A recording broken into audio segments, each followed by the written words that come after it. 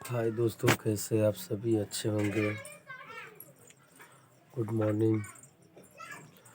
एक बात बता रहा हूँ अब देश प्रेमी के बारे में। आप लोग दिल पे मत लीजिएगा। इस साला माधर चौथ के दोगला के साला के गाना नहीं मिलता है गाने के लिए क्या? हम्म?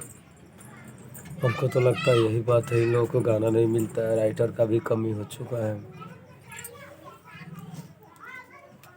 क्योंकि ये वो गाना आया है देश प्रेमी का। कौन सा गाना है? हाँ, जवानी चरचरा जाई, कुरकुरा वाला ऐसे कुछ गाना है। उस गाने को गाता है अइलू बंगाल से नाचे। दूसरा गाना का लेकर उस गाने में मिक्स किया हुआ है।